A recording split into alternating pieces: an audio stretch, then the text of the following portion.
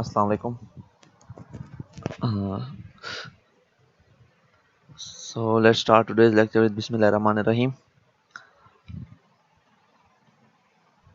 This is 15th lecture of Fundamentals of Entomology or Introduction to Entomology. तो कल के lecture में हम एंटीनी स्टडी कर रहे थे। तो हम लोगों ने फंक्शंस ऑफ एंटीनी स्टार्ट किए थे। तो एंटीनी हमने पढ़ रहे थे कि हमारे पास एंटीनी को हम फीलर्स भी कहते हैं, बिकॉज हमारे पास एंटीनी जो इंसेक्ट का सेंसिटिव ऑर्गन है और हमारे पास वो डिफरेंट टाइप्स ऑफ स्टिमुलस को फील करता है, तो इसलिए हम इसको फीलर्स भी कहते हैं। और हमारे पास एंटीनी जो है ये हमारे पास टेरिगोट्स और एयर टेरिगोट्स तमाम में प्रेजेंट होते हैं। सिर्फ ऑर्डर प्रोट्यूरा है जिसमें हमारे पास एंटीनी प्रेजेंट नहीं होते। बाकी हमारे पास जितने भी अदर 29 ऑर्डर्स हैं इंसेक्ट के, उन तमाम में हमारे पास एंटीनी प्रेजेंट होते हैं। तो हम functions of antennae study start किए थे। हमने कहा सबसे पहला फंक्शन जो एंटीनी परफॉर्म करते हैं वो ऑल्फैक्टरी रिसेप्टर्स के तौर पे भी काम करते हैं और chemo receptors like different types of smells को डिटेक्ट करते हैं। गस्टेटरी रिसेप्टर्स के तौर पे भी काम करते हैं, लाइक इंसेक्ट्स को डिफरेंट टाइप्स ऑफ टेस्ट के बारे में इंफॉर्मेशन देते हैं और ये भी बताते हैं कि हमारे पास जो भी पार्टिकुलर सब्सटेंस है ये एडिबल है या एडिबल नहीं है। इसके अलावा हमारे पास एंटीनी सोनो रिसेप्टर्स के तौर पे भी काम करते हैं, लाइक साउंड वेव्स को डिटेक्ट करते हैं कि साउंड वेव्स का ओरिजिन कहाँ से साउंड वेव्स प्रोड्यूस हो रही हैं और किस किस्म की साउंड वेव्स हैं। ठीक है, जिसमें हमने पढ़ा कि हमारे पास जो मेल मॉस्किटो है वो फीमेल मॉस्किटो की विंग बीट को जो है उसको डिटेक्ट करता है, यानी कि उसको सेंस कर सकते हैं और उसको एग्जैक्ट लोकेशन का पता लग जाता है कि फीमेल मॉस्किटो किस तरफ उड़ रही है या किस तरफ प्रेजेंट है। ठीक है, तो वो वहाँ चला जाता है फीमेल मॉस्किटो के पीछे और मेटिंग होती है।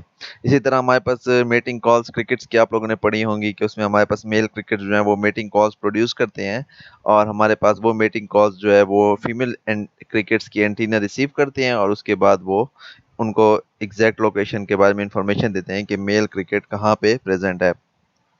जो फोर्थ फंक्शन परफॉर्म करते हैं एंटीनी वो हमारे पास थर्मो रिसेप्टर्स हैं, लाइक हमारे पास they can also detect temperature के हमारे पास इंसेक्ट्स जो हैं लाइक अगर ज़्यादा टेम्परेचर हो तो वो कम टेम्परेचर की तरफ मूव करना स्टार्ट करते हैं। तो उनको ये सारी इन्फॉर्मेशन जो हमारे पास टेम्परेचर के बारे में ये एंटीनी प्रोवाइड करते हैं कि हमारे पास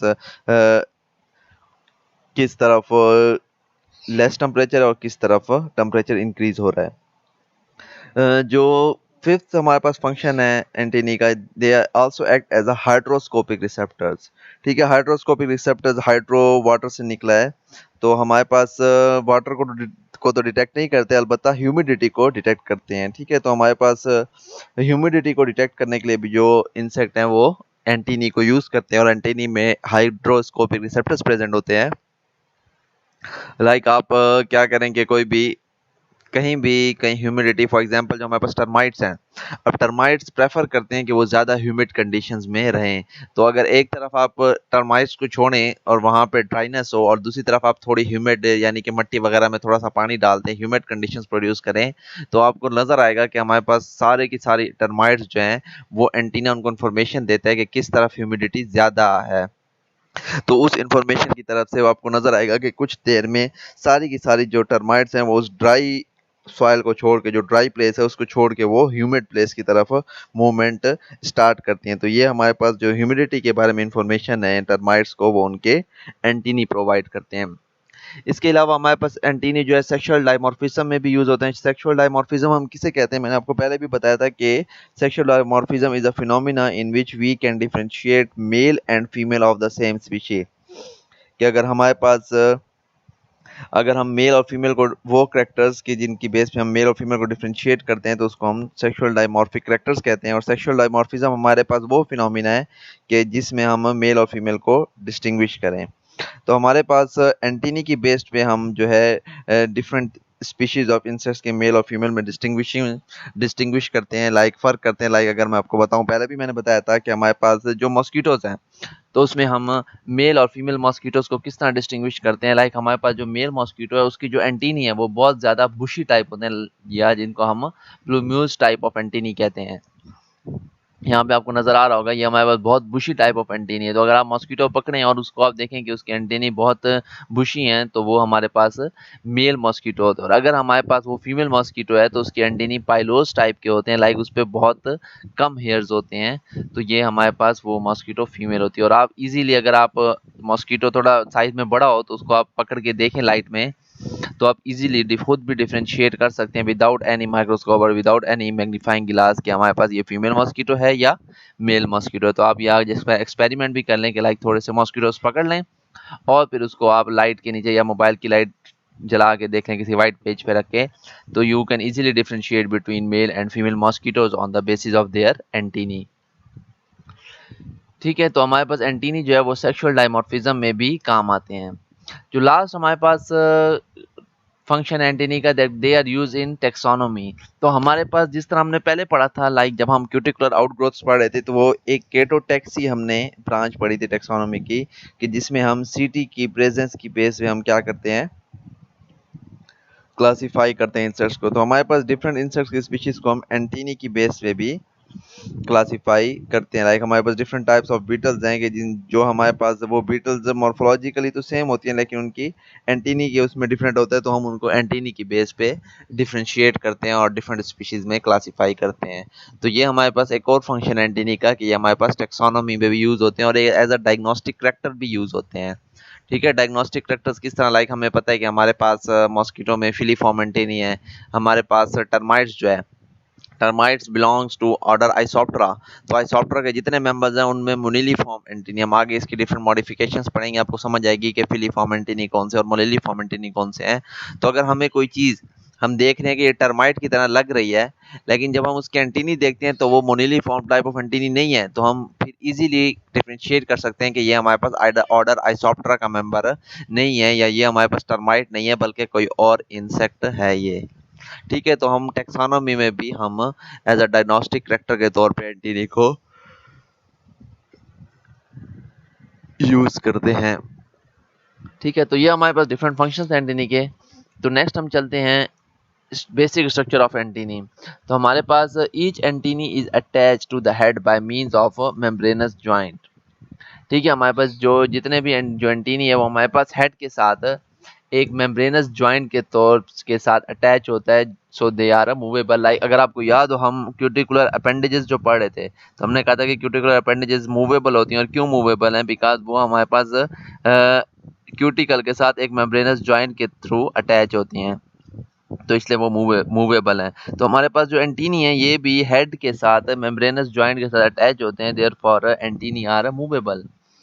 दे articulate in antennal socket. Articulate मैंने आपको पहले बताया था, हमारे पास आर्टिकुलेशन, आर्टिकुलेशन हम किसे कहते हैं कि वो जॉइंट जो मूवेबल हो। लाइक आपके पास जो बॉडी में जितने भी जॉइंट्स हैं, जो मूवेबल जॉइंट्स हैं, उनको हम आर्टिकुलेशन कहते हैं या आर्टिकुलेट जॉइंट्स कहते हैं। और जो हमारे पास दूसरे होते हैं जो मूवेबल ना हो, तो उनको हम फिक्स्ड जॉइंट्स कहते हैं। सो दे articulate in antennal socket. Like हमारे पास एंटीनल सॉकेट एक प्रेजेंट होती है हेड के ऊपर, और उस एंटीनल सॉकेट में ये आर्टिकुलेशन हुई होती है, लाइक ऐसा जॉइंट लगा होता है कि ये मूव कर सकते हैं। तो हमारे पास जनरलाइज इंसेक्ट जो एंटीनी है, कि हमारे पास एंटीनी का जो इंसेक्ट जो एंटीनी है उसके मेन 3 सेगमेंट्स है। The very first is scape, the second is pedicel and third one is the flagellum. So पहला पहला हम स्केप पढ़ते हैं। So it is the first and basal segment of antennae that is articulated in the antennal socket. ठीक है, like अगर मैं आपको दिखाऊं, ये हमारे पास लाइक ये हमारे पास हेड का कैप्सूल है, और ये जो हमारे पास जगह है, यानी कि वो पोर्शन जहाँ पे एंटीनी अटैच होता है, उसको हम कहते हैं एंटीनल सॉकेट। ये हमारे पास एंटीनल सॉकेट है, और इसमें हमारे पास जो ये एंटीनी है वो हमारे पास मेम्ब्रेनस जॉइंट के थ्रू अटैच होता है। ठीक है, तो अगर हम इसमें पहला सेगमेंट पढ़ें, scape, it is the first segment and basal segment. Basal segment जो बेस पे प्रेजेंट है, तो हमारे पास पहला और बेसल सेगमेंट एंटीनी का स्केप है, that is articulated in the antennal socket. और यही हमारे पास पहला पहला सेगमेंट है जो एंटीनल सॉकेट में आर्टिकुलेट होता है या फिक्स या ज्वाइन हुआ होता है। It is attach to the tentorium. अच्छा, टेंटोरियम हम किसे कहते हैं? हम इंसेक्ट के हेड को टेंटोरियम भी कहते हैं। ठीक है, लाइक यहाँ मैं आपको लिख दूं ताकि आप लोगों को भूले नहीं।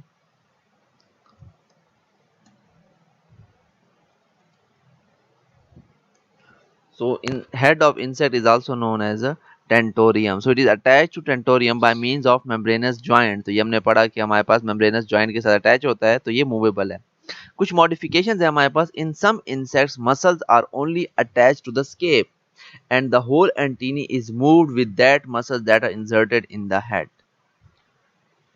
हमारे पास क्या होता है कि कुछ इंसेक्ट्स में जो है हमारे पास क्या होते हैं कि सिर्फ मसल्स, जो मसल्स हैं वो हमारे पास स्केप के साथ अटैच होते हैं और फिर हेड में फिक्स्ड होते हैं। तो हमारे पास सिर्फ उन्हीं मसल से, यानी कि स्केप मुड़ता है नीचे वाला जो हमारे पास बेसल सेगमेंट है, लाइक यहाँ से ये मूव करता है और ये यहाँ पे इसके साथ सिर्फ मसल्स अटैच होते हैं और वो मसल्स जो है हेड में इंसर्टेड होते हैं। तो वो उस मसल्स की वजह से हमारे पास वो जैसे मसल्स कंट्रैक्ट और रिलैक्स होते हैं, हमारे पास स्केप मूव करता है। तो जैसे ही चूंकि ये बेसल सेगमेंट है, जैसे ही स्केप मूव करता है तो पूरा एंटीनी मूव करता है। तो इस केस में हमारे पास जो सिर्फ स्केप की मूवमेंट है वो इनसे कंट्रोल करता है, बाकी इनकी मूवमेंट इंसेक्ट की कंट्रोल में नहीं होती, बिकॉज इस बाकी सेगमेंट ऑफ एंटीनी में कोई मसल्स प्रेजेंट नहीं होते। लेकिन हमारे पास कुछ इंसेक्ट्स ऐसे हैं कि जिनके हमारे पास हर सेगमेंट ऑफ एंटीनी के अपने मसल होते हैं। While in some insects each segment of antennae has its own muscles attach to the previous segment. और हमारे पास उनके अपने मसल्स होते हैं और वो मसल्स प्रीवियस या जो पहले वाला सेगमेंट है उसमें अटैच होते हैं। So each segment can move separately. ठीक है, क्या होता है कि हमारे पास लाइक आप ये देखें, हमारे पास कुछ इंसेक्ट में ये होता है कि हमारे पास सिर्फ स्केप में मसल इंसर्टेड होते हैं और वो मसल हेड के साथ अटैच होते हैं और सिर्फ हमारे पास स्केप की मूवमेंट कंट्रोल करते हैं वो मसल, और हमारे पास बाकी एंटीने की मूवमेंट इंसेक्ट की विल के मुताबिक नहीं होती। लेकिन कुछ इंसेक्ट्स में क्या होता है कि एंटीने की जितने भी सेगमेंट है उन सब में मसल्स प्रेजेंट होते हैं। और किस तरह प्रेजेंट होते हैं? लाइक इसमें जो मसल अराइज हो रहा है वो इस सेगमेंट के साथ अटैच है, इसके यहाँ से मसल इस सेगमेंट में अटैच है, फिर इसके मसल इसमें अटैच हैं। तो हर सेगमेंट ऑफ एंटीनी जो है उसको अलग अलग करके इंसेक्ट मूव कर सकता है। ठीक है, समझ आ रही है? कुछ इंसेक्ट्स में सिर्फ स्केप की मूवमेंट होती है और फिर पूरा एंटीनी मूव करता है, लेकिन कुछ इंसेक्ट्स में जो तमाम सेगमेंट्स हैं हर सेगमेंट की मूवमेंट जो है वो इंसेक्ट के कंट्रोल में होती है। तो लाइक ये भी हो सकता है कि ये पूरा एंटीनी का सेगमेंट मूव ना करे, सिर्फ ये पहला वाला सेगमेंट मूव कर रहा हो, तो ये भी वो एंटीनी इंसेक्ट कंट्रोल कर सकते हैं। ठीक है, लाइक अगर हम इधर देखें तो ये भी हमारे पास एक उसका वो है कि ये पहला पहला सेगमेंट है स्केप, और ये स्केप हेड के साथ अटैच है with the help of muscles, और इस मसल्स की मूवमेंट से हमारे पास पूरा एंटीनी मूव करता है। और बाद में क्या होता है कि हमारे पास हर सेगमेंट में मसल्स प्रेजेंट होते हैं और हर सेगमेंट के मसल्स जो हैं वो उससे पहले वाले सेगमेंट में इंसर्ट होते हैं। लाइक इसके मसल इसमें इंसर्ट होंगे, फिर इसके लिए मसल्स जो है यहाँ से राइज होके यहाँ पे खत्म होंगे, इसके मसल यहाँ से राइज होके यहाँ पे खत्म होंगे। तो इस तरह हर सेगमेंट इंसेक्ट अपनी मर्जी से मूव कर सकता है। अच्छा, तो ये तो हमारे पास फर्स्ट सेगमेंट स्केप है। जो सेकंड सेगमेंट है, second segment it is second segment of antennae articulated in scape. और सेकंड सेगमेंट जो है हमारे पास स्केप में आर्टिकुलेट होता है। लाइक आर्टिकुलेट मींस फिर वही है कि कोई फिक्स जॉइंट नहीं है, मूवेबल जॉइंट है। In some insect it is muscle less, like जैसे मैंने कहा कि कुछ इंसेक्ट्स में जो मसल्स हैं वो सिर्फ स्केप में प्रेजेंट होते हैं, लेकिन कुछ इंसेक्ट्स में इसमें मसल्स प्रेजेंट होते हैं। It contains Johnston's organ. Johnston's organ ये एक ऐसा ऑर्गन है जो जॉन्स्टन साइंटिस्ट था उसने डिस्कवर किया था, तो उसके नाम के ऊपर इसका नाम रखा हुआ है। It is a group of sensory cells that is used to detect motion of flagellum when vibrated by sound waves or air currents. So it acts as a sonoreceptors too.